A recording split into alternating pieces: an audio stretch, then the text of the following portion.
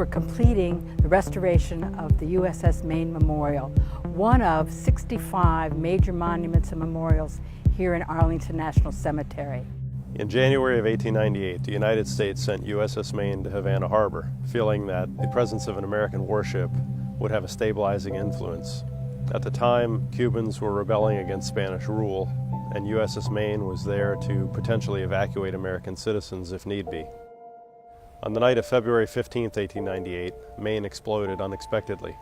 Of the 355 officers, sailors, and Marines, only 94 survived. Shortly after the explosion, the rallying cry went up, "Remember the Maine," and the United States declared war on Spain. Today we remember the Maine through our continuous upkeep of the graves of the fallen, as well as our most recent renovation of the Mass of the Maine Memorial to its original condition back in 1915. The restoration of this memorial represents a great partnership between the National Park Service and Arlington National Cemetery, as well as a great collaboration between the various engineers, architects, and conservators that the Park Service hired to help us solve the problem of water and bring the whole Mass back to the way it looked in 1915 when it was first dedicated. The National Park Service was asked to get involved with the restoration of the USS Maine Memorial back in the early 2000s. And one of the first things we did was try to locate any original construction documents that we could find. And we were able to locate 4 of the original design drawings, which gave us a certain amount of information, but not everything that we needed. So without having any construction documents, we had to do some investigation involving dismantling certain portions of the memorial, including the dome structure and the foundation in particular. So one of the unforeseen conditions that existed at the memorial, which we knew about but we didn't know the extent of, was the level of water infiltration that was coming from a failed gutter around the rim of the base of the memorial. Once we opened that up, we discovered huge fissures in the stone, which turned out not to be structural, but we had to go back and do some extra measures that we were not counting on to fill in those fissures, stop those leaks, and give us a good base for a new gutter. Actually, at the beginning, I was overwhelmed to become involved in this project because there were so many issues with the memorial at the time. It was leaking so much that the inside was usually flooded and was creating a terrarium effect on the interior. But as we moved forward and we found answers, found solutions, it became easier. And we are in the final days of the project, and what you're seeing in the background is the final setting of the stone pavers that have been removed, and the entire top of the structure was renovated and a new roof put on it, and we are reconstructing those pavers at this time.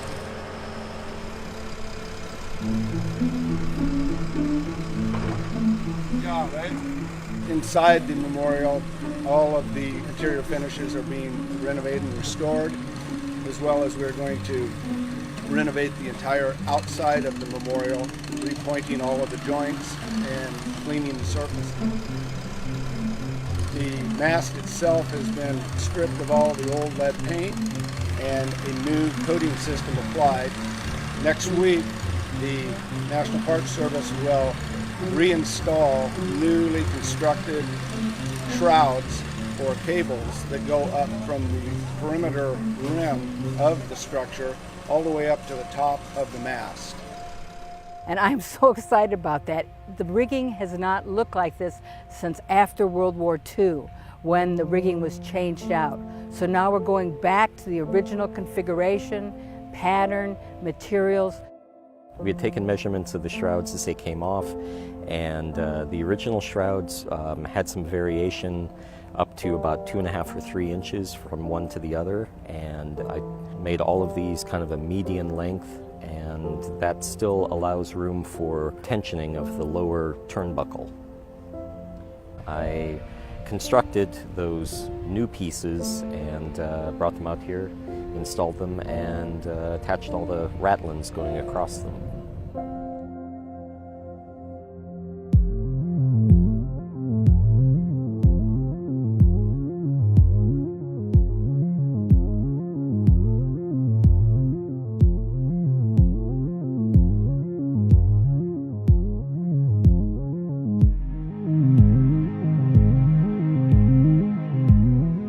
Each cable or shroud was approximately 5 hours of work. That was splicing the ends, doing the service or the wrapping of twine around it with a traditional serving mallet, a wooden tool that's basically been used for about 400 years. Coming back and seeing the rigging going in place, it was a very proud moment. It was very exciting. Myself and the other team members at the National Park Service and Arlington National Cemetery are very proud to have been associated with this, because we know not all folks in our field get to work on something this special. Not just monumental, but a pivotal piece of American history that's sitting here with the men that lost their lives on the ship and the memorial to them.